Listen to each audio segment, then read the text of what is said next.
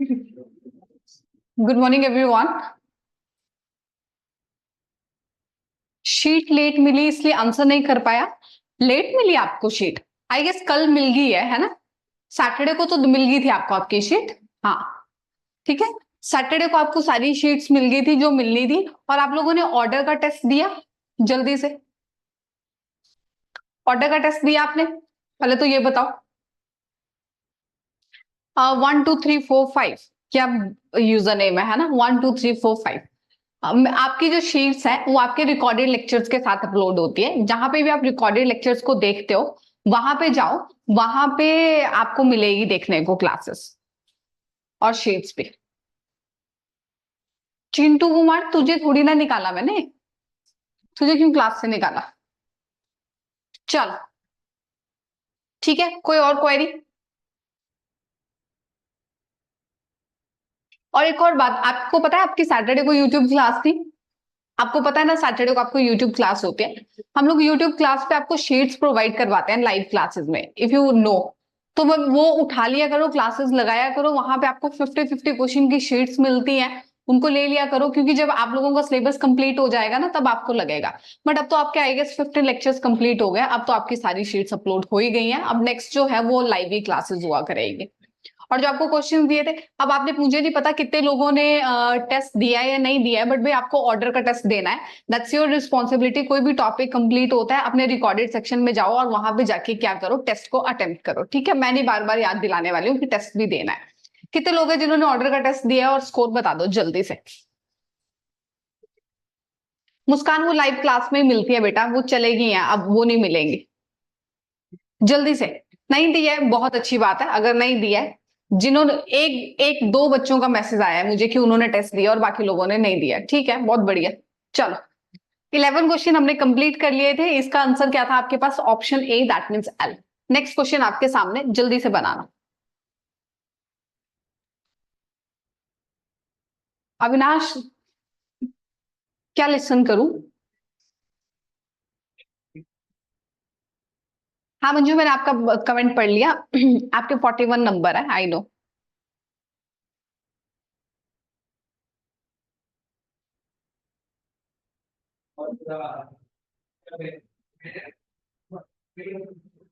Good, 42 भी अच्छे हैं।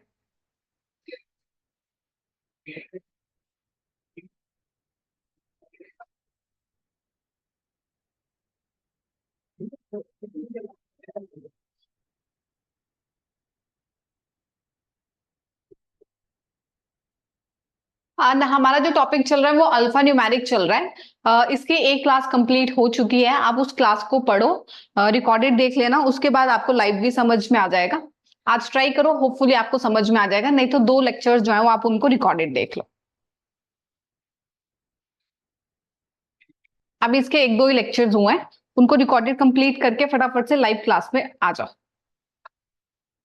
चलो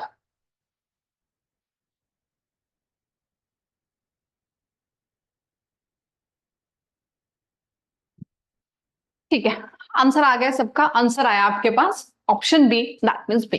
एक स्टूडेंट ने सी बी बोला, ऐसी गलती नहीं करनी है। देखो यहाँ पे आपको क्या बोला गया है? इफ इन दी वर्ड ट्रांसड्यूस, एक वर्ड है आपके पास TRANSDUCE, उसमें क्या हुआ? All the vowels are changed into their immediate next letter and all the consonant are change into their immediate previous letter. अब मेरे को ये बताओ कि आप इसको नंबर के साथ कर सकते हो? लास्ट क्लास में भी आपको सिखाया था कि आप नंबर के साथ कर सकते हो, नहीं कर सकते हो। वोवल और कॉन्सोनेंट की अलग अलग थ्योरी है, आपको अप्लाई करना पड़ेगा। उसने बोला वोवल को नेक्स्ट लेटर में चेंज करो। वोवल कौन कौन से आपके पास? ए के बाद बी आ जाएगा, यू के बाद वी आ जाएगा, ई के बाद एफ आ जाएगा। तो जितने भी वोवल्स थे उनको क्या कर दिया? नेक्स्ट में चेंज कर दिया। और कॉन्सोनेंट को क्या करना है? उनके प्रीवियस में चेंज करना है। तो यहाँ पे एस आ जाएगा, क्यू आ जाएगा, एम आ जाएगा, आर, सी, देन बी। बेटा जब तक आपको नंबर याद नहीं होगा आपको ये नहीं समझ में आएगा किसके प्रीवियस कौन आता है। अगर आपको नंबर याद है तो एकदम से समझ में आता है कि टी का नंबर 20 है तो इससे पीछे 19 आना है। 19 किसका नंबर है? एस का नंबर है। तो नंबर से प्रीवियस वाला पार्ट जो है वो ज्यादा इजीली होता है। Now they ask according to the English alphabetical series, of course yes, उसी के अकॉर्डिंग किया है। फिर पूछा then which letter will appear more than once, कौन सा ऐसा अक्षर है जो एक से अधिक बार दिखाई दे रहा है? तो आंसर विल बी बी। कोई दिक्कत, कोई आपत्ति? चलो, आवाज कट रही है, इज इट? नो? ओके भाई, हमारे एंड से ओके है। चलो, नेक्स्ट क्वेश्चन।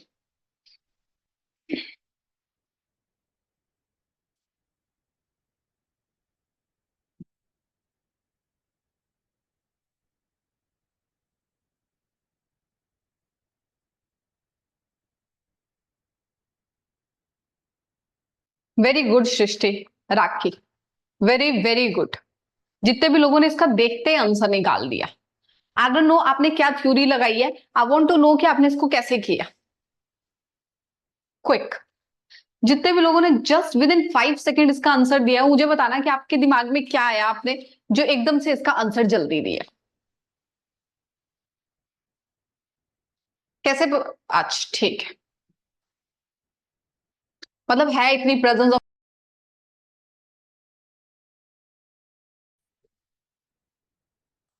ठीक है, और कहाँ पे थे हम लोग कि हाँ भाई इस क्वेश्चन को डायरेक्ट किया जा सकता था? ऑफ कोर्स यस, आपने बिल्कुल सही बोला था।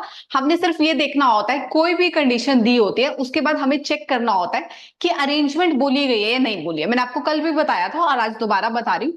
मैंने डायरेक्ट देखा कि भाई हाँ उसने वोवल की कुछ कंडीशन दी है, उसके बाद कॉन्सोनेंट की कुछ कंडीशन दी है, देन डायरेक्ट उसने क्वेश्चन पूछा है। तो भाई जब भी ऐसा होता है तो हम लोग डायरेक्ट उन क्वेश्चन को कर सकते हैं। तो मैंने डायरेक्ट देखा कि 6 फ्रॉम दी लेफ्ट जो था वो आपके पास कौन सा लेटर है। तो 6 फ्रॉम दी लेफ्ट जो है वो आपके पास क्या है? एन। अब एन जो है वो एक कॉन्सोनेंट है, तो मुझे चेक करना है कि कॉन्सोनेंट पे क्या कंडीशन बोली गई है। उसने बोला है कि कॉन्सोनेंट को नेक्स्ट लेटर में चेंज करो, एन के बाद कौन आ जाएगा? O. Option will be B. ठीक है, बहुत से बच्चों ने इसका आंसर बहुत जल्दी दे दिया था एंड वेरी वेरी गुड। कि आपको ना इतनी प्रेजेंस होनी चाहिए, जब आपको पेपर में भी क्वेश्चन दिखे तो आपको समझ में आना चाहिए कि मुझे इस क्वेश्चन को करना कैसे है, तभी टाइम बचेगा, अदरवाइज नहीं बचेगा। चलो नेक्स्ट। काजल बेटा, आपने पता नहीं कैसे ए बोला था आंसर, होपफुली आपको समझ में आ गया होगा।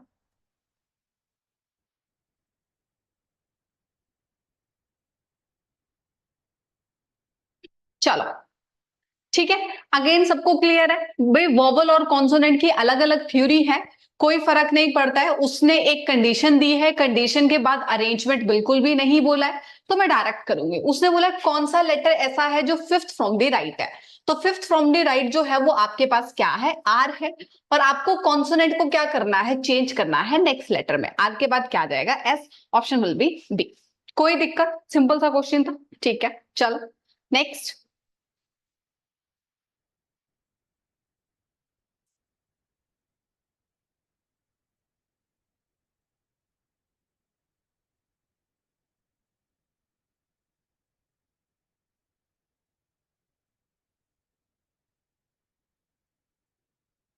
ऑप्शन लिखा करो, ऑप्शन।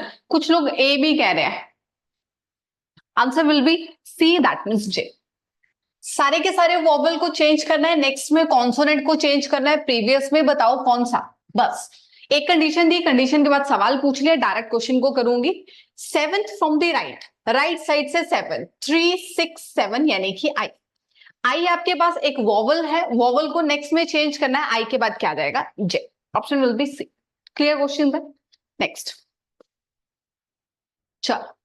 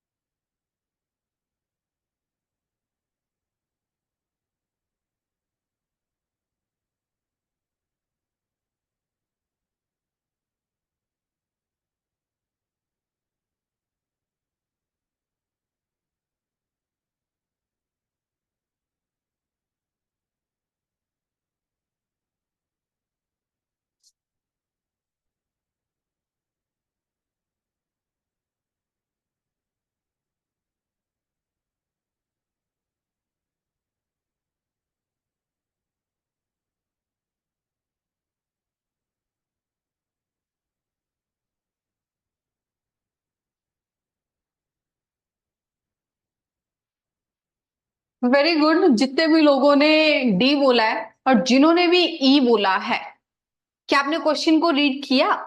क्वेश्चन पढ़ा? दे सेड ऐसे कौन से लेटर है which will appear more than twice, once नहीं लिखा है कि एक बार से ज्यादा, उन्होंने बोला है मोर देन ट्वाइस कि दो से ज्यादा अधिक बार दिखाई देता है। तो आंसर क्या आएगा? Only D, that means M. देखो क्या क्वेश्चन आपके पास, if in the word annotation, annotation में आपने क्या करना है, सारे के सारे वॉवल्स को चेंज करना है नेक्स्ट लेटर में, और कॉन्सोनेंट को चेंज करना है उसके प्रीवियस लेटर में। तो पहले मैं क्या करती हूँ, वॉवल्स को नेक्स्ट में कर देती हूँ, ए के बाद बी, ओ के बाद पी, ए के बाद बी, ओ के बाद कौन आ जाएगा? पी आ जाएगा। कोई दिक्कत? ठीक है, चलो मैंने कर दिया। उसके बाद उसने बोला कॉन्सोनेंट को प्रीवियस में करना है, तो एन के पीछे कौन आ जाएगा? एम, फिर एम आ जाएगा, फिर एस आ जाएगा, फिर एस आ जाएगा, then we have H, then we have N. अब उसने बोला कौन सा लेटर ऐसा है जो एक से ज्यादा बार दिखाई देता है, सॉरी दो से ज्यादा बार दिखाई देता है, तो इट विल बी एम। अब ये लंबी सी थ्योरी है, ठीक है। ओके, नेक्स्ट में बोला है वोवल को, सॉरी आई के बाद जे आ जाएगा, मैंने उसको प्रीवियस में करा। अच्छा, अब ध्यान से देखो, ये तो बहुत लंबी सी कहानी होती है, ऐसे करना था। अब क्या आप इस क्वेश्चन को डायरेक्ट कर सकते थे बिना किसी कंडीशन को अप्लाई किए? जल्दी से बताना, क्या आप इस क्वेश्चन को डायरेक्ट कर सकते थे या नहीं कर सकते थे? ठीक है, आई वोवल है, यस यस, आई जो है उसके बाद जे आएगा। ओके, अब इस क्वेश्चन को लिखना ध्यान से और नोट कर लेना। अब देखो इतना बड़ा सवाल है ना, इतने सारे लेटर्स हैं, तो क्यों ना मैं पहले ये देख लूं कि कौन सा ऐसा लेटर है जो मुझे ऑलरेडी दो से ज्यादा बार दिखाई दे रहा है। तो मुझे ऑलरेडी दिखाई दे रहा है कि एन जो है वो दो से ज्यादा बार है। तो अगर एन पहले ही दो से ज्यादा बार है, तो ऑब्वियसली उस पे कंडीशन अप्लाई होने के बाद भी वो मुझे ज्यादा बार दिखाई देगा, यस और नो? ऑफ कोर्स, अगर एन पहले ही तीन बार है तो उस पे कंडीशन अप्लाई करने के बाद भी मुझे एम जो है वो तीन बार दिखाई देगा। तो भाई इसका आंसर मुझे साफ साफ मिल गया, डी, दैट मीन्स एम। पर ये अप्रोच सही नहीं है, अभी पूरा ध्यान से देखना। क्या होता है, ए है, मान लो आपके पास एक वर्ड है, इस चीज को नोट करना बेटा बिल्कुल ध्यान से, क्योंकि आपके पेपर में क्वेश्चन देखने को मिलता है। मान लो आपके पास जो क्वेश्चन है वो आपके वर्ड में ए लेटर भी है और सी भी है और ए भी है। अब बहुत से बच्चों को ऐसा लगेगा कि वॉवल में तो सिर्फ दो ही वॉवल दिखाई दे रहे हैं, ए, तो हम लोगों को लगता है कि हाँ भाई ऐसा दूसरा लेटर नहीं मिलेगा जो दो से ज्यादा बार दिखाई देगा। अगर मान लो उसने बोला होगा कि वॉवल्स को नेक्स्ट में चेंज करना है, तो वॉवल्स को जब तुम नेक्स्ट में चेंज करोगे तो बी आएगा। और जब उसने बोला कि कॉन्सोनेंट को प्रीवियस में चेंज करो, तब भी आपको क्या देखने को मिलेगा? बी देखने को मिलेगा। वर्ड में आपको दो से ज्यादा बार नहीं दिखाई दे रहा था, पर कंडीशन अप्लाई होने के बाद जो आपको दिखाई दे रहा था वो दो से ज्यादा बार दिखाई दे रहा था। तो बहुत से बच्चों से ये गलती हो जाती है, वो लोग क्या करते हैं, डायरेक्ट लेटर्स को देखते हैं और डायरेक्ट अपने आंसर को दे देते हैं। तो यहां से तो आपकी ये वाली थ्योरी जो है वो गलत होगी। पहले समझ में आया डिफरेंस? यहाँ पे डायरेक्ट था तो आपने कर लिया, यहाँ पे वोवल और कॉन्सोनेंट जब अलग अलग आ रहे थे तो वर्ड में तो नहीं दिखाई दे रहा था, बट आपके पास यहाँ पे जो आंसर आया उसमें तो दो से ज्यादा टाइम आ गया। तो इन क्वेश्चन को भी डायरेक्ट किया जा सकता है। डायरेक्ट कैसे करते हैं वो देखो। अब आपको पता है कि आपके पास ऑप्शन जो है वो ऑल ऑफ दीज दिखाई दे रही है, बिल्कुल ध्यान से देखना इस पार्ट को। आपको क्वेश्चन करना है, आपका एम तो कंफर्म हो गया, एम में तो कोई बड़ी बात नहीं है, आपको दिखाई दे रहा है कि एन जो वो 3 टाइम्स है, तो एम तो आना ही आना है। अब मुझे वेरीफाई करना है कि कहीं ऑल ऑफ दीज आंसर तो नहीं है। अगर ऑल ऑफ दीज ऑप्शन नहीं होती तो मैं विदाउट वेस्टिंग टाइम अपना आंसर डी क्लिक कर देती, पर मेरे पास ऑप्शन ऑल ऑफ दीज भी है, तो मुझे क्या करना पड़ेगा, किसी एक लेटर को उठा लो, फॉर एग्जाम्पल एस। अब आपको ये देखना है कि एस के प्रीवियस कौन से लेटर है और एस के आगे कौन से लेटर है। तो एस के प्रीवियस कौन है आपके पास? आर, और एस के आगे कौन है? टी। अब इन तीनों को देखो कि कहीं ये आपको तीन बार दिखाई दे रहे हैं या नहीं दिखाई दे रहे हैं। अगर ये तीन बार नहीं दिखाई दे रहे हैं तो दैट मीन्स आपका आंसर जो है वो ऑल ऑफ दिस नहीं होगा। नोट करो इसको, दोबारा बता रही हूं। मैंने देखा कि भाई एम तो मेरे पास पार्ट जो था वो क्लियर था, आप लोग टाइम स्पीड के लिए रोते हो ना, ऐसे स्पीड आती है। मैंने देखा एम तो मेरा डायरेक्ट आंसर आ गया, पर मेरे पास ऑप्शन में ऑल ऑफ दीज भी है, तो मुझे किसी और चीज को वेरीफाई करना पड़ेगा। तो मैंने एस उठा लिया। अब मैंने देखा कि एस के पीछे कौन सा लेटर है? आर, और एस के आगे कौन सा लेटर है? टी। अब मुझे देखना है कि कहीं आर और टी आपके पास प्रेजेंट है या नहीं है। तो देखो यहाँ पे टी जो है वो 2 टाइम्स प्रेजेंट है, आर कहीं पे दिखाई नहीं दे रहा, मतलब मेरा एस आंसर नहीं होगा। अब मैं बोल सकती हूँ कि मेरा आंसर क्या आएगा? डी आएगा। समझ में आ गया? समझ में आ गया? डायरेक्ट करना है पर गलत नहीं करना है, थोड़ा सा उस वाले पार्ट में भी आपको एफर्ट्स लगाने पड़ते हैं। अब फॉर एग्जांपल अगर आपको पी को वेरीफाई करना होता, पी को वेरीफाई करना होता तो हम देखेंगे कि पी के पीछे क्या आता है, ओ आता है, और पी के आगे क्या आ जाएगा, आपके पास क्यू आ जाएगा। अब इसको वेरीफाई करेंगे, कैसे करेंगे? भाई मुझे दिखाई दे रहा है कि ओ जो है वो 2 टाइम्स प्रेजेंट है बट क्यू कहीं पे नहीं प्रेजेंट है, तो 3 बार तो नहीं हो सकता, तो डायरेक्ट मेरा एम पी जो है वो भी क्या हो जाएगा, एलिमिनेट हो जाएगा। ठीक है, आई नो ऑफ। अब अभी देखो ना, किसी ने बोला थोड़ा कंफ्यूजिंग है, बेटा आसान चीज सब कर लेते हैं, स्पीड जो बनानी है वो थोड़े से ज्यादा एफर्ट से बनेगा। ठीक है, इसको एक बार नोट करना, रिकॉर्डेड भी देखना अच्छे से, and that's very very important. आगे जितने भी टफ क्वेश्चंस हैं मैं आपको ऐसे ही कराने वाली हूँ। चलो नेक्स्ट पेपर का सवाल है भाई, इस बार के पेपर का सवाल। 1 मिनट पहले मैं टाइमर लगाऊंगी, टाइमर लगा के हम इस क्वेश्चन को करेंगे, because I want to tell you guys कि भाई आपके पास ये क्वेश्चन जो है पेपर में 1 नंबर का आया था, जिसका भी पहले बन जाए वो मुझे बता देना। चलो अब तुम देखना 1 नंबर का सवाल पेपर में कितना लेंदी आया था, इस बार का एएफओ का क्वेश्चन है।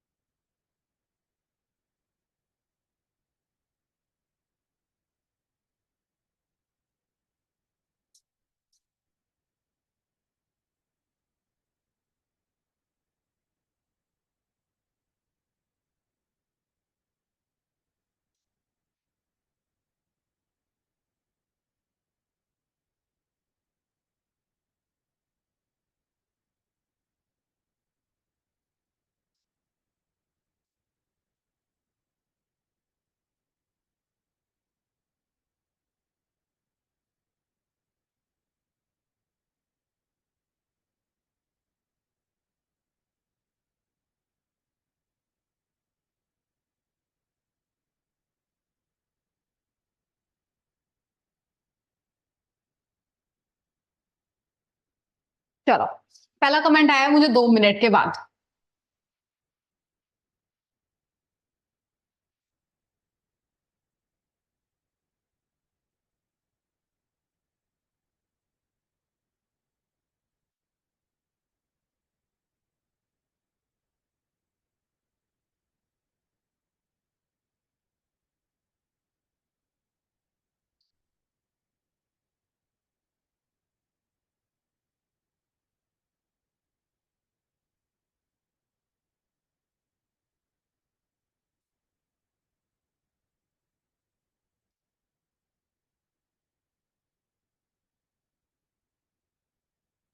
D and R, okay option D that means R. हाँ, आई डोंट थिंक सो। चलो आंसर मेरे पास वी भी है, एम भी है, डी भी है, सारे आंसर है ए को छोड़ के। के एम आर बी मैक्सिमम ये आंसर मुझे देखने को मिल रहा है। देखते हैं अब आंसर क्या है। Answer will be option C that means M. चलो ज्यादा स्ट्रेस नहीं लेना है, पहले मेरी कहानी सुननी है थोड़ी सी, हो सकता है बोरिंग लगे पर थोड़ी सी इंपॉर्टेंट है। पहला जो मुझे कमेंट मिला है इस क्वेश्चन पे वो मिला है मुझे 2 मिनट के बाद। मतलब पहला किया है तो उस लड़की ने, उस भी स्टूडेंट ने बहुत ज्यादा एफर्ट्स लगा के इस क्वेश्चन को फास्ट किया और आंसर भी एक्यूरेट दिया है, नो डाउट। पर मिनट कितने लगे हैं एक बार देखना जरा। 2 मिनट, लीस्ट 2 मिनट है, और जो क्वेश्चन है वो 1 नंबर का है। क्या ऐसे सवाल पेपर में किए जाने चाहिए? सबसे पहला सवाल, क्या ऐसे सवाल पेपर में कर दिए जाने चाहिए, यस और नो? जब भी ऐसा क्वेश्चन देखने को मिले अभी नोट करो इन बातों को, क्योंकि जब तुम मॉक दोगे तुम्हारे नंबर नहीं आएंगे, फिर तुम बोलोगे कि मैम स्पीड कैसे आएगी। तो देखो, जब भी ऐसा क्वेश्चन देखने को मिले, नो मैटर आप कितना फास्ट करते हो, नो मैटर आपकी स्पीड क्या है, कभी भी इस क्वेश्चन को फर्स्ट अटेम्प्ट में नहीं करना है। इस क्वेश्चन को हमेशा रखना है मार्क एज रीड करके, मार्क एज अनरेड और जो भी होता है। क्योंकि अगर इस क्वेश्चन को करने पे बैठ गए तो ये 2 मिनट आपको लग रहा है, ये पेपर में 3 मिनट भी लेके जाएगा। अब इस क्वेश्चन को करना कब है वो देखो। मान लो आपने अपना सारा पेपर अटेम्प्ट किया है और आपके पास 40 मिनट्स होते हैं और आपके 38 मिनट कंप्लीट हो चुके हैं। अब तुम्हें समझ में नहीं आ रहा कि मैं 2 मिनट में क्या करूं। मान लो आपकी पजल्स भी पड़ी हैं, पजल और सिटिंग अरेंजमेंट भी होती है। एक ऑप्शन जब आपके 30 मिनट्स कंप्लीट हो गए और आपको 2 मिनट बचे हैं, दूसरी ऑप्शन जब आपके पास 35 मिनट्स हो चुके हैं और आपके पास क्या बची है, पजल भी बची है। जब आपके पास मॉक में 5 मिनट पेंडिंग रह जाते हैं, तब हम उन 5 मिनट में इन क्वेश्चन को नहीं करते हैं, तब उन 5 मिनट में हम पजल को सॉल्व करते हो। अगर हम पजल में प्रो है, मतलब प्रो इन द सेंस कि अगर हम लोग फास्ट कर सकते हैं।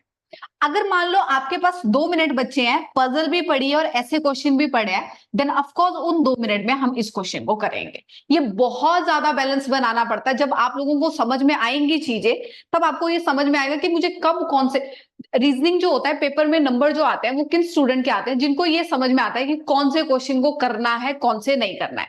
नहीं तो बहुत से बच्चे इसी वजह से फेल होते हैं, उनको ये नहीं पता होता है कि हमें पेपर में क्या करना है क्या नहीं।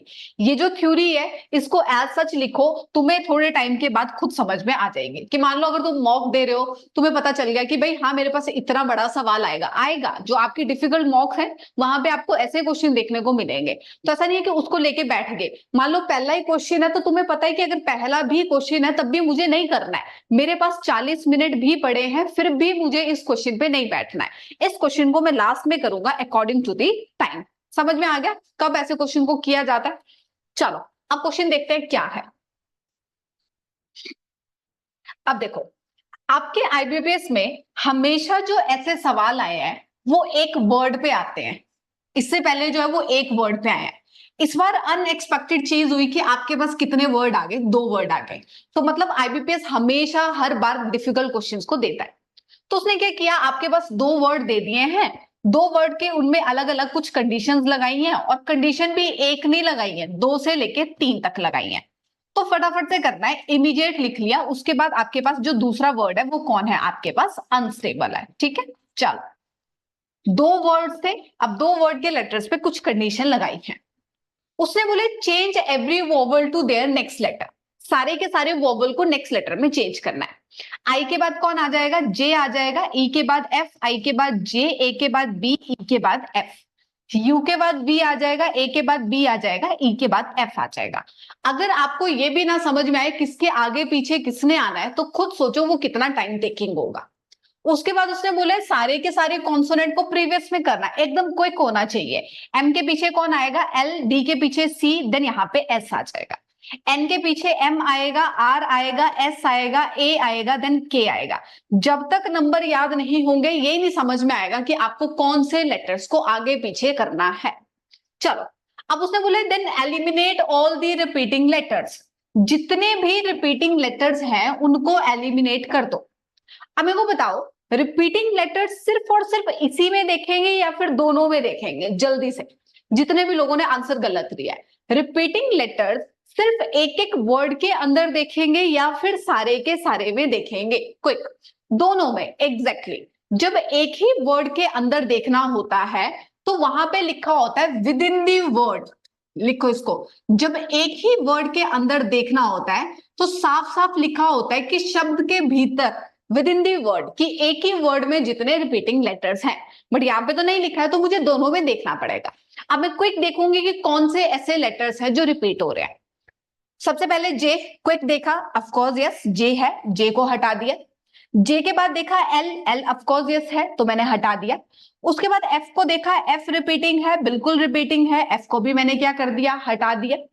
एफ के बाद मैं सी को देखूंगी, सी रिपीटिंग नहीं है तो वो रह जाएगा। सी के बाद बी को देखूंगी, ऑफ कोर्स यस, बी जो है वो आपके पास अगेन रिपीटिंग है।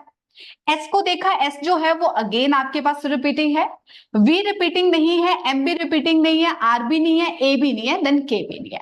तो हमारे पास जो भी लेटर्स बचे वो क्या बच गए, ये वाले लेटर्स बच गए। दोबारा जो अच्छे हैं उनको मैं सर्कल कर देती हूँ so that you guys can not confuse. चलो, ये जो लेटर्स है ये सारे मेरे पास क्या थे, रिपीटिंग लेटर्स है। अब देखना अगली कहानी जो है वो यहां से शुरू है। अब उसने बोले which letter is third from the right end. पर उससे पहले क्या करना था, जो भी रिमेनिंग लेटर्स थे उसको अल्फाबेटिकली अरेंज करना था, लेफ्ट से राइट। ये टॉपिक आसान नहीं है। उसने बोला है लेटर्स को अरेंज करो, लेफ्ट टू राइट करना है, मतलब लेफ्ट पे सबसे छोटा आएगा, राइट पे सबसे बड़ा आएगा। पर मुझे पता है कि मेरा सवाल जो पूछा गया है वो राइट एंड से पूछा गया है, तो क्या मैं डायरेक्ट उसको राइट एंड से डिसेंडिंग ऑर्डर में अरेंज कर दूं, क्योंकि मेरा सवाल जो है मुझे राइट एंड से मिलेगा। तो मैंने राइट एंड से डिसेंडिंग में करना है। तो जो बचे लेटर्स हैं वो राइट एंड पे सबसे पहले कौन आएगा, वी आएगा, फिर आर आएगा, फिर एम आएगा। बस मुझे मेरा आंसर मिल गया, मुझे सारे लेटर्स को करने की जरूरत नहीं थी। ये आपके पास क्वेश्चन है, पूछो डाउट, ध्यान दो, क्योंकि क्वेश्चन बहुत इंपॉर्टेंट है। नहीं, जिसने बोला कि डायरेक्ट हम लोग क्वेश्चन से ही रिपीटिंग को चेंज कर दे, देखो वही बात आ जाती है कि आप क्वेश्चन में देख के एम को रिपीट कर दोगे, बट आप ये भूल जाओगे कि भाई ऐसा भी तो हो सकता है कि दो लेटर क्रैश कर जाए। जो अभी मैंने आपको थोड़ी देर पहले बताया था ना, जैसे वोवल के आगे आता है, फिर मान लो ई भी है आपके पास और वहीं पे आपके पास क्या भी देखने को मिल जाए, जी भी देखने को मिल जाए, तो ये सारी चीजें जो होती है वो क्वेश्चन में गलत कर देती है। तो ऐसा नहीं करना है, बैंकिंग वाले हमारे से ज्यादा स्मार्ट है, पहले उनको ध्यान से करना ही पड़ेगा। ठीक है,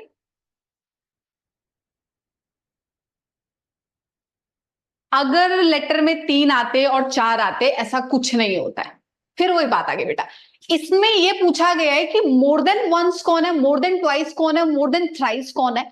नहीं, उसने बोला है जो रिपीटिंग आएंगे, चाहे तीन बार आए, चाहे चार बार आए, चाहे पांच बार आए, चाहे छह बार आए, उसको हटाना पड़ेगा। तो ऐसा नहीं कर सकते हैं, हमें इन क्वेश्चन को पूरा प्रॉपर वे में करना होता है, नहीं तो आंसर गलत आ जाएगा और कुछ भी नहीं है। दोबारा बता देती हूँ इन फटाफट से शॉर्ट। उसने बोला है दो लेटर्स है, दो वर्ड्स है आपके पास, वोवल को चेंज करो नेक्स्ट में, कॉन्सोनेंट को चेंज करो प्रीवियस में। मैंने सारी कंडीशन को अप्लाई कर दिया, उसके बाद उसने बोला जितने भी लेटर्स रिपीट हो रहे हैं उनको एलिमिनेट करो। तो मैंने जो भी लेटर रिपीट हो रहे थे मैंने उनको एलिमिनेट कर दिया। फिर जो बचे थे उनको लेफ्ट टू राइट अरेंज करना था। लेफ्ट टू राइट का मतलब होता है असेंडिंग ऑर्डर में, बट मेरा सवाल जो पूछा गया था राइट एंड से पूछा गया था, तो मैंने असेंडिंग के ना बजाय डायरेक्ट राइट एंड से डिसेंडिंग में कर लिया, बिकॉज मेरे को मेरा आंसर फास्टर मिलता। आपसे ज्यादा मेरे को पता है स्पीड के बारे में, अगर मुझे कुछ लगेगा कि आपकी स्पीड इंप्रूव हो सकती है तो मैं आपको ऑटोमेटिकली बताऊंगी। अगर मुझे होता कि डायरेक्ट लेटर्स को देख के एलिमिनेट करना है तो मैं तुम्हें डायरेक्ट बोल चुकी होती। यहाँ पे नहीं किया जा सकता इन क्वेश्चन को, यहाँ पे आपको सारे लेटर्स को करना ही पड़ेगा। और एक क्वेश्चन में कर सकते हो कि गलती से आपका तुक्का लग जाए, बट हर सवाल में ऐसा हो ऐसा नहीं होता। ठीक है, चलो, ठीक है, ये आपका आंसर मिल गया। इंपॉर्टेंट है, आपको आपके मॉक्स में भी ये क्वेश्चन देखने को मिलेगा, पेपर का सवाल है तो अच्छे से करना है, प्रैक्टिस करनी है। आप लोग ना मेरी जो, अगर तुम्हें जो सबसे ज्यादा महामंत्र है अल्फा न्यूमेरिक में, वो ये है, ये जो मैं तुम्हें इतने दिनों से लेफ्ट राइट का असेंडिंग डिसेंडिंग बता रही हूँ, इसको 5 to 10 टाइम्स प्रैक्टिस करना कि मैम बोलती क्या है, कि ये असेंडिंग डिसेंडिंग होता क्या है। असेंडिंग डिसेंडिंग मतलब कौन से, बेटा खुद सोचो, जब 10 लेटर मिल रहे हैं, 10 लेटर को अरेंज करने के बजाय तुम तीन को करोगे तो दैट्स मोर इंपॉर्टेंट ना, कि आपका काम फास्ट होगा। ठीक है, और आप देखना जब आप अल्फा न्यूमेरिक का टेस्ट दोगे ना, सबसे कम नंबर जो है वो आपको इसी में आने हैं। चलो,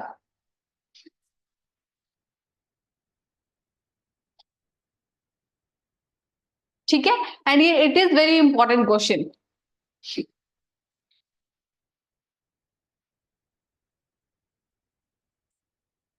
श्याम कौन सा ऑर्डर,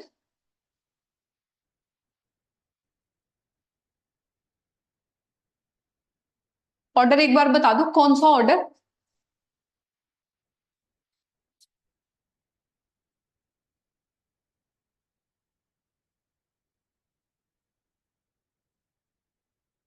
अच्छा, पूरा ऑर्डर। बेटा पूरा क्यों करना है, वो तो जो भी लेटर बचे, एक मिनट गाइस सॉरी, पूरा करना है क्यों है, कर देती हूँ। वैसे कौन कौन से लेटर बचे थे, अब मैं डिसेंडिंग डिसेंडिंग में भी छोड़ो, ऐसे कर देती हूँ। सबसे पहले कौन आ जाएगा, सी ए आएगा, फिर ए के बाद कौन आ जाएगा, सी आ जाएगा, सी के बाद के आ जाएगा, फिर एम आ जाएगा, फिर आर, फिर बी, ये बन जाएगा। ठीक है चलो ओके, इस क्वेश्चन का answer answer will B A D. Important question है, आईबीपीएस एएफओ के रिस्पेक्ट से नहीं, बाकी एग्जाम के रिस्पेक्ट से।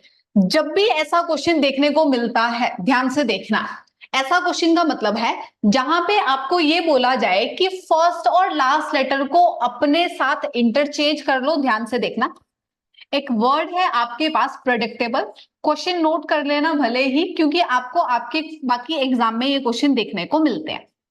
क्या बोला गया आपको कि एक जो वर्ड है उसमें फर्स्ट और लास्ट लेटर को इंटरचेंज करना है, मतलब पी की जगह कौन चला जाएगा, ई चला जाएगा, और ई की जगह कौन आ जाएगा, पी आ जाएगा। फिर बोला similarly the position of the second and second last letter are interchange, कि सेकंड को सेकंड लास्ट के साथ क्या कर दो, इंटरचेंज कर दो, इसकी जगह ये आ जाएगा। फिर उसके बाद बोला एंड सो ऑन का मतलब होता है इसी तरह से, कि तीसरे को तीसरे के साथ बदलो, फिर चौथे को चौथे के साथ बदलो, इस तरह से आपको जो भी है वो कंडीशन दी गई है। जब भी ऐसा क्वेश्चन देखने को मिलता है, हमें कुछ भी नहीं करना होता है, हमें उसे रिवर्स लिखना होता है सिर्फ, बस रिवर्स लिखो, ये आपका आंसर हो गया। जब भी इस तरह का सवाल मिले, आपको कुछ नहीं करना है, सिर्फ और सिर्फ वर्ड को रिवर्स लिखना है, उसका सेम मतलब होता है। और आपके क्वेश्चन पेपर में देखने को मिलता है, सीसीआई एफसीआई वाले एग्जाम आ जाए ना, वहां पे ऐसे क्वेश्चन आते हैं। तो कुछ नहीं करना है, अब लिखना भी नहीं है, लिखना भी नहीं है, मुझे पता है कि आंसर जो आएगा वो इसको रिवर्स करके आएगा, तो डायरेक्ट मैं इसको लेफ्ट हैंड मान लूंगी, इसको मैं राइट हैंड मान लूंगी, और कुछ भी नहीं करना है। अब उसने बोला कौन सा लेटर ऐसा है जो एथ फ्रॉम द लेफ्ट एंड है, तो लेफ्ट हैंड से अगर सवाल पूछा है तो मुझे कहां से मिलेगा, जल्दी से बताओ, पी वाली साइड से मिलेगा या ई वाली साइड से मिलेगा। उसने बोला है लेफ्ट हैंड से सवाल बनाना है, तो मुझे क्या करना है, उसको पलटना है ना, पलटना है तो मुझे राइट हैंड से काउंट करना पड़ेगा, 8 काउंट कर लो, 3 6 7 8, answer will B A, that means D. कुछ नहीं करना है, सिर्फ और सिर्फ उनके एंड को पलटना है, ऐसे लिख लो चाहे, कुछ नहीं करना है, सिर्फ और सिर्फ उनके एंड को पलटना है। अगर लेफ्ट साइड से सवाल पूछा गया है तो मुझे मेरा आंसर राइट साइड से मिलेगा, अगर उसने राइट साइड से सवाल पूछा है तो मुझे मेरा आंसर जो है वो लेफ्ट एंड से मिलने वाला है, और कुछ नहीं करना है, काउंट करना है सर। ठीक है, अब जाके प्रैक्टिस करना है कि ऐसा क्यों हुआ, एक बार इनको इंटरचेंज करना, फिर देखना तुम्हें समझ में आएगा कि ऐसा हो क्यों रहा था। ठीक है, क्लियर है क्वेश्चन, सिंपल सा सवाल था। चलो नेक्स्ट। ठीक है, अब थोड़े से इंपॉर्टेंट क्वेश्चन पे आएंगे। यहां तक किसी को कोई क्वेरी है तो पूछो, कोई क्वेरी, कोई आपत्ति, कोई दुख दर्द पीड़ा, जो तुम्हें लग रहा था अल्फा न्यूमेरिक जो है वो आसान है बट आसान नहीं निकला, कितनी अच्छी राइम बन गई है ना। चल पूछो, रोना नहीं है क्योंकि मुझे आपके चेहरे दिख रहे हैं ऐसे जैसे।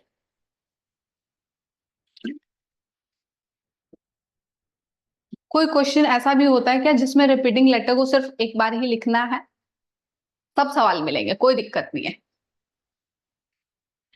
11 वर्ड होंगे तो उसको कैसे इंटरचेंज करेंगे, पहली बात तो ये कि एग्जामिनर पागल है क्या, जो 11 वर्ड्स में वो बोले कि चेंज कर दो, क्यों देगा वो।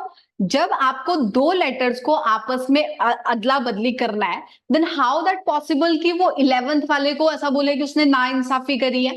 अगर उसने बाई चांस ये बोलना होगा कि आपको फर्स्ट और सेकंड को करना है, तो वो सो ऑन वर्ड ऐड नहीं करेगा, वो स्पेसिफिकली एक कंडीशन देगा कि यहां तक ही करना है, जहां तक करना है उतने लेटर्स को पलटना है, बाकी जो है वो एज सच रहेगा। ठीक है, चलो अब जो आगे क्वेश्चन करने जा रहे हैं बहुत ही अच्छा क्वेश्चन है, बहुत ही इंपॉर्टेंट क्वेश्चन है, और बहुत ही इजी भी है, बट शुरू में थोड़ा सा मुश्किल लगेगा, और हर एक पेपर में गारंटेड 1 नंबर का आता है, आपके एएफओ में भी 1 नंबर का आएगा ही आएगा। 10-15 स्टार, जितने स्टार मार्क करने हैं मार्क कर लो। चलो अब सुनो मैम, ओनली हाँ 4 और 4 को चेंज कर सकते हैं, हाँ बेटा, क्योंकि उसमें इवन नंबर होना जरूरी है ना। देखो क्वेश्चन की थ्योरी क्या है, एक छोटा सा वर्ड बता देती हूँ, ये वर्ड है, देखो W को D के साथ चेंज करना है। D की जगह कौन आ जाएगा? W, और W की जगह कौन चला जाएगा? D। और R को आपस में इंटरचेंज करना है, तो R यहां पे आ जाएगा, O यहां पे आ जाएगा। तो ध्यान से देखो, वो उल्टा ही नहीं लिख रहा है उसको, DROW उल्टा ही नहीं लिख रहा है। Y टाइप करो जरा। जब दो लेटर्स को एक दूसरे के साथ इंटरचेंज करते हैं तो वो जस्ट उसको उल्टा लिख रहा होता है। अब मान लो 1 मिनट के लिए आपके पास 5 वर्ड वाला कुछ भी आ जाए, 5 वर्ड वाला कोई लेटर बताओ। डियर देखो, अब देखो, अगर 5 वाला है ना तब भी वो उल्टा ही रहेगा। इवन ऑड वाला भी आ जाए कि टी की जगह एच ई ने आना है, तो ई यहां पे आ जाएगा, टी यहां पे आ जाएगा। एच की जगह आर ने आना है तो आर यहां पे आ जाएगा, एच यहां पे आ जाएगा। अगर ई रह भी गया तो ई ने तो बीच में ही आना है। 5 को अदला बदली करेंगे, जो बीच में रह जाएगा उसने तो बीच में ही आना है। अब ध्यान से देखो, क्या इसको उल्टा ही नहीं कर रहे हैं? बिल्कुल उल्टा ही कर रहे हैं। और कुछ बड़ी बात भी है, तरुण तूने मेरे से ये डाउट पूछा था, क्लियर हो गया? अगर मान लो इवन वाले ऑड वाले आ भी जाते हैं तब भी वो एक सेम ही रहेगा, वो बीच में ही रहेगा। बाकी जो है हम उसको पलट देंगे। क्लियर है? चलो, क्लियर है? जिसने ये डाउट पूछा कर दो हाँ। चलो, अब देखो इस क्वेश्चन को, क्वेश्चन बहुत इंपॉर्टेंट है। क्या बोला? How many such pair of letters are there in the word replaced? आपने क्या करना है, जिनको आता है भाई अच्छी बात है, तुम आंसर दे भी रहे हो, जिनको नहीं आता वो सुनो। आपको बोला गया है कि एक वर्ड है रिप्लेस्ड, उसमें आपको ऐसे पेयर्स निकालने हैं। कैसे पेयर निकालने हैं? each of which has as many letters between them in the word as they have between them in English alphabetical series। Hindi में भी सेम लैंग्वेज रट जानी चाहिए। उसने बोला है कि शब्द में अक्षरों के ऐसे कितने जोड़े हैं, कुछ जोड़े निकालने हैं, जिनमें से प्रत्येक के बीच में उतने ही अक्षर हैं जितने उनके बीच अंग्रेजी वर्णमाला में होते हैं। अब इस कहानी को छोड़ो, एक्सप्लेन करती हूँ। मेरे को जल्दी से बताओ, इंग्लिश अल्फाबेटिकल सीरीज में ए और डी के बीच में कितने लेटर्स होते हैं? ए और डी के बीच में कितने लेटर्स होते हैं? क्विक, जल्दी से। ए और डी के बीच में कितने लेटर्स होते हैं इंग्लिश अल्फाबेटिकल सीरीज में? सबको पता है कितने होते हैं? 2 होते हैं। Very good. कौन कौन से 2 होते हैं? बी और सी होते हैं। चलो, पर ये कंफर्म है कि ए और डी के बीच में इंग्लिश अल्फाबेटिकल सीरीज में 2 लेटर होते हैं। अब मेरे को बताओ, इस वर्ड में ए और डी के बीच में कितने लेटर है?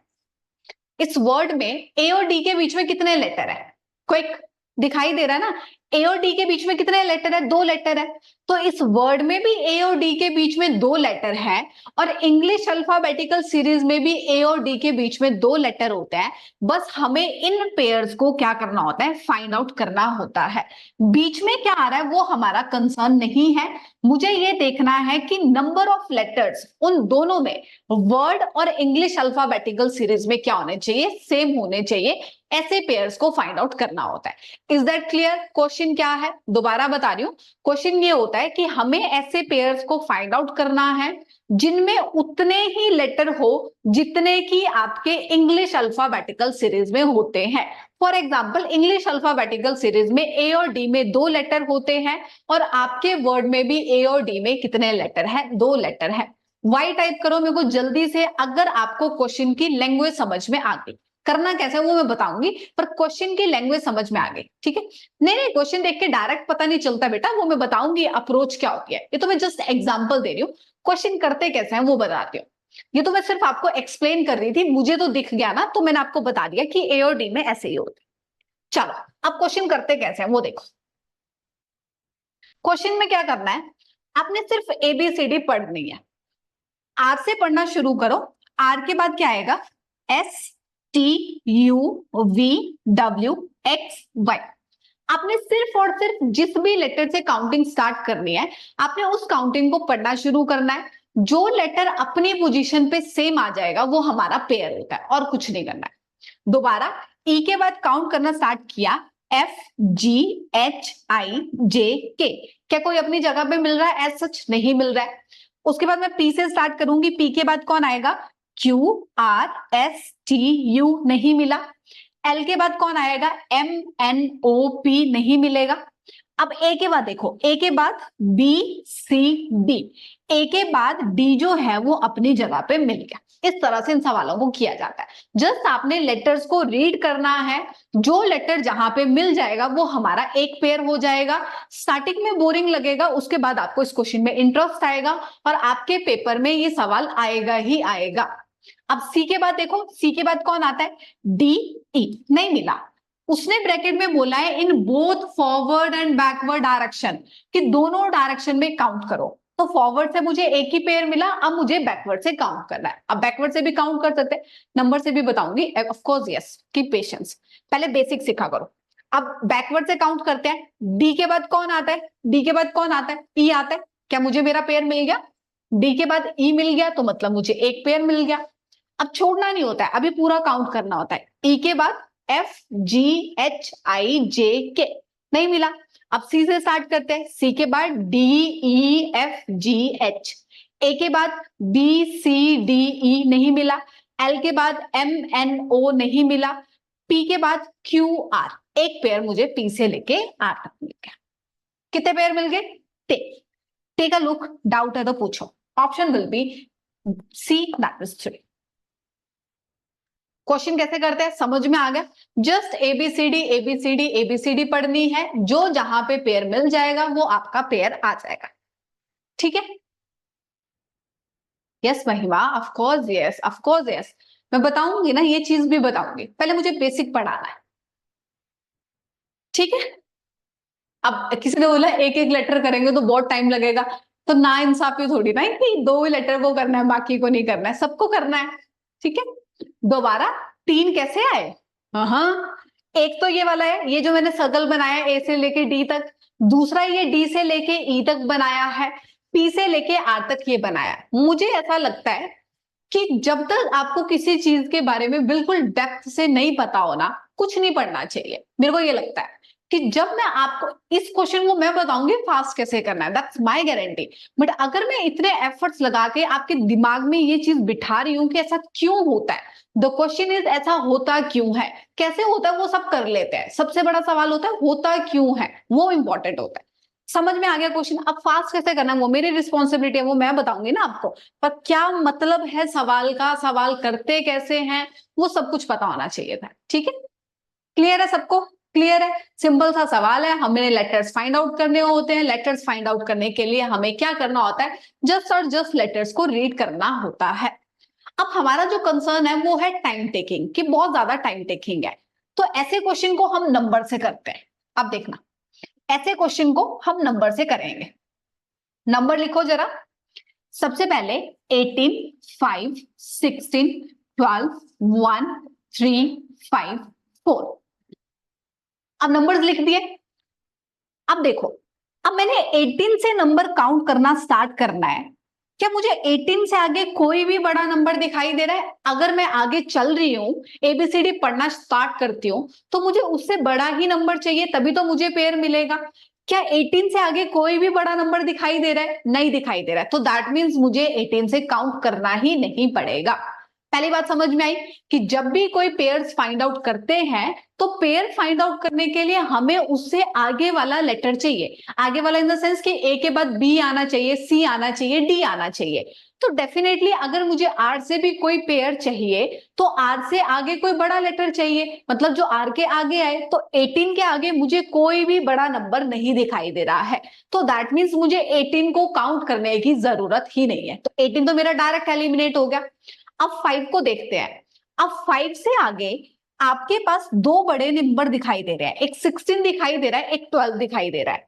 अब देखो, अगर 5 के आगे कुछ बड़े नंबर है तो वो कुछ ज्यादा ही बड़े नंबर है, उनके बीच में गैप भी तो होना चाहिए ना। अब उनके बीच में गैप तो है नहीं है, वो तो बिल्कुल ही क्लोज क्लोज है। तो दैट मीन्स कि मुझे 5 से भी कोई पेयर नहीं मिलने वाला है, तो मुझे 5 से भी काउंट नहीं करना है। देख के समझ में आ रहा है कि 5 के बाद तो भाई आपके पास कोई बड़े नंबर है ही नहीं है, जो है वो बिल्कुल नजदीक है, तो दैट मीन्स मुझे 5 से भी काउंट करने की जरूरत नहीं है। अब 16 से आगे भी मुझे काउंट करने की जरूरत नहीं है, 16 के आगे कोई बड़ा नंबर नहीं दिखाई दे रहा है। 12 से भी मुझे काउंट करने की जरूरत नहीं है, 12 के आगे बड़ा नंबर नहीं दिखाई दे रहा है। अब 1 से मुझे काउंट करना पड़ेगा, बिकॉज 1 के आगे बहुत क्लोज क्लोज नंबर दिखाई दे रहे हैं। अब 1 से काउंट किया, 2, 3, 4, तो एक पेयर कौन मिल गया, 1 से लेके 4 तक। अब 3 से काउंट करने की जरूरत नहीं है, कोई पेयर नहीं दिखाई दे रहा है, 5 से नहीं दिखाई दे रहा है, 4 से नहीं दिखाई दे रहा है। अब आपकी शिकायत कंप्लीट हुई कि टाइम टेकिंग था, टाइम टेकिंग था।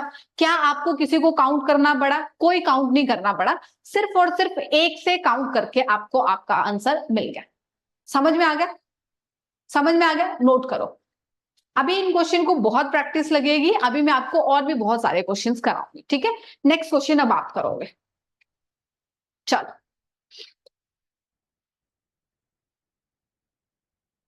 क्विक।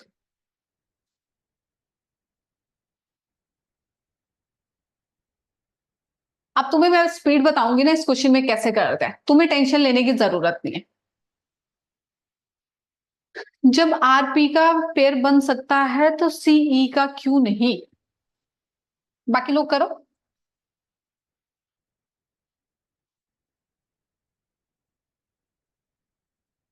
जिसने मेरे से डाउट पूछा बेटा ध्यान से देखना।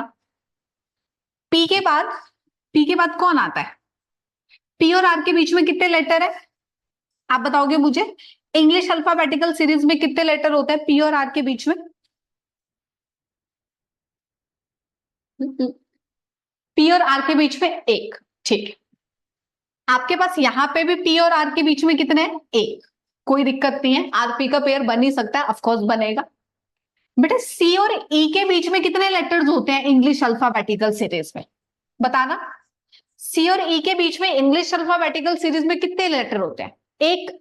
तो यहाँ पे कहां पे एक दिखाई दे रहा है सी और ई के बीच में? यहाँ पे तो जीरो नहीं है।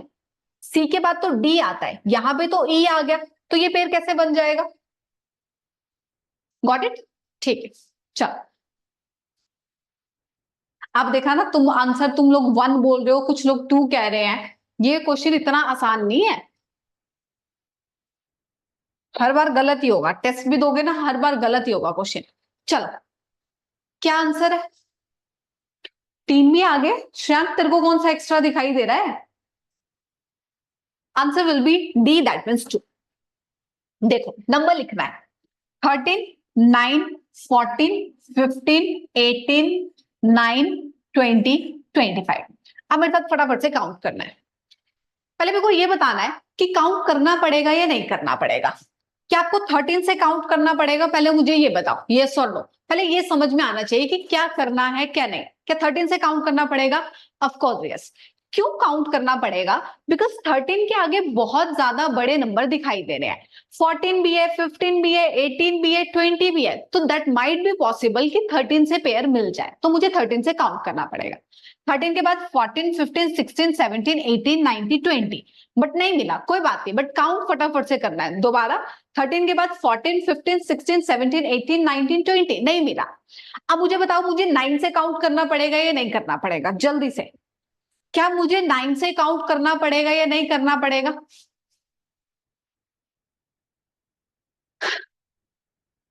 मेरे सवर, वो एक कहावत है ना, मेरे सवर के पुल को बांधे रख, क्या कुछ है ना ऐसा जैसा, उसको मत तोड़ो मत तोड़ो। अभी किसी ने बोला कि मैडम नंबर से ज्यादा ये अल्फाबेट से फास्ट हो रहा है। जब मैं पहला क्वेश्चन अल्फाबेट से करा रही थी तब मुझे कह रहे थे मैम नंबर से कराओ, नंबर से कराओ। अब मैं बताऊंगी, सबर का पुल ना टूटे। हाँ, मेरे सबर का पुल ना टूटे। मुझे पता है बेटा कि ये फास्ट कैसे होगा। ये फास्ट करने का तरीका जो है वो सिर्फ और सिर्फ नंबर से ही है। कराऊंगी, शांति रखो। तुमने नंबर लेने हैं कि तुमने मैडम को सिखाना है? हाँ, सुनते ही नहीं हो। चलो, ठीक है।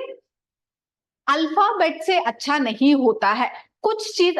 एक बात बताओ मेरे को, जब तुम ऑलरेडी तुम्हें कुछ आती है चीज, तो तुम उसी कंफर्ट में रहोगे या कुछ फास्ट सीखोगे? सबसे बड़ा सवाल तो ये है कि जो चीज आ रही है उसी में क्यों बैठना है, तुम कुछ नया क्यों नहीं करते हो? चलो, मुझे भी पता है वो नंबर से ही होता है। देखो यहाँ पे 9 के बाद काउंट करने की जरूरत नहीं है, बिकॉज 9 के बाद बहुत बड़े नंबर है और वहां पे आपके पास बड़े बड़े मतलब जो ज्यादा गैप होना चाहिए वो यहाँ पे नहीं है। अब 14 से काउंट करो, 14 के बाद कौन आ गया? 15 आ गया। पर छोड़ना नहीं है, 15 के बाद 16, 17, 18, 19। चलो, 18, 19, 20, एक पेयर आपको 18 से 20 मिल गया। 9 से काउंट करने की जरूरत नहीं है, 20 से नहीं है, 25 से नहीं है। अब बैकवर्ड चलो, क्या आपको 25 से काउंट करना पड़ेगा? ऑफ कोर्स नो, 25 से आगे कोई बड़ा नहीं है। 20 से काउंट करने की जरूरत नहीं है। 9 से काउंट करना पड़ेगा क्योंकि मेरे को 13 और 14 दिखाई दे रहा है। 9 के बाद 10, 11, 12, 13, 14 नहीं मिला। 18 से काउंट करने की जरूरत नहीं है, बड़ा नंबर नहीं है। 15 से नहीं, 14 से नहीं, 9 से नहीं, 13 से नहीं। अब बताओ मुझे लेटर से फास्ट है या नंबर से फास्ट है? नंबर देख के समझ में आ गया कि 5 और 6 नंबर्स को करने की जरूरत ही नहीं है। तो फिर मुझे बताओ आंसर कहां से आएगा आपका फास्ट, अल्फाबेट से या नंबर से? Answer will B D, that means. ठीक है, ऐसा नहीं होता है। ओनली थिंग इज कि आपको टीचर पे बिलीव करना पड़ता है। अगर टीचर कुछ दोनों से फास्ट है, हाँ कुछ भी बोलो अब, है ना, दोनों से फास्ट है। अब देखो आपको पता, मैंने जनरली इतना ज्यादा टाइम लगाया उस क्वेश्चन को सॉल्व कराने में क्योंकि मेरे को उसकी इंपॉर्टेंस पता है ना। अभी मेरे को लगता है आपको, आपको ना एएफओ के नंबर दिखाऊंगी मैं अपने, फिर तुम मेरे को पूछोगे, जब तुम्हें थोड़े दिन हो जाएंगे फिर तुम बोलोगे मैम नंबर कैसे आते हैं। फिर वो थोड़ा थोड़ा तुम्हें धीरे धीरे समझ में आएगा, है ना। चलो अब मेरी बात सुनो जल्दी से। शीट नहीं दूंगी आज, शायद दे भी सकती हूँ नहीं भी दे सकती हूँ, बट होपफुली नहीं दूंगी। आपने 10 वर्ड्स, मैं खुद ही लिख रही हूँ, एंटोमोलॉजी वर्ड लिखो जल्दी से। फिशरीज,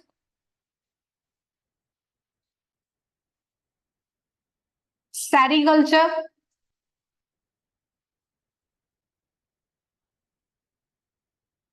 फॉरेस्ट्री, एग्रोनॉमी,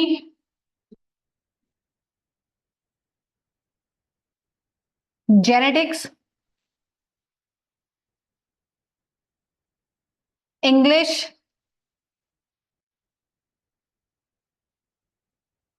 पर्ल, और भी लिखो कितने हुए, 1 2 3 4 5 6 7 8। पर्ल के बाद एक और वर्ड लिख लो, कौन सा लिखोगे? अंडरस्टूड, अंडरस्टूड, और एक और लिख लो, कौन सा वर्ड रहेगा? इकोनॉमिक्स लिख लो, इकोनॉमिक्स। सब में पेयर्स चाहिए मुझे आज, सब में पेयर्स आपके ग्रुप में, ठीक है। रीजनिंग, रीजनिंग में तो बाद में, जिसको नंबर याद है उसके लिए नंबर ही बेस्ट है। नंबर ही बेस्ट है, करता धरता ही नंबर है। जब मैं लेटर शुरू कराने से पहले तुम्हें बोल चुकी हूँ कि नंबर करने पड़ेंगे, तो दैट मीन्स करने ही पड़ेंगे, ठीक है। मैम आपने एएफओ की जॉब छोड़ दी क्यों? भाई एएफओ नहीं सेलेक्ट हुई, मैं प्री के नंबर की बात कर रही थी। चलो ओके, ये सारे के सारे वर्ड्स में कितने लेटर्स हैं जल्दी से, कल मेरे को होमवर्क चाहिए सबका, ठीक है, 10 लेटर्स, और डेली के डेली 5 वर्ड प्रैक्टिस करने ही करने हैं। Okay guys, bye bye.